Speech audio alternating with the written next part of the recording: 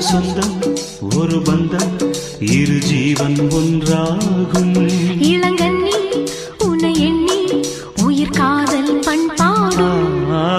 மெதுவா மெதுவா ஒரு காதல் பாட்டு மலரும் மலரும் புது தாளம் போட்டு புதுசா புதுசா அதை காதில் கேட்டு புழுவாய் துடித்தாள் இந்த மின்னல் கேற்று.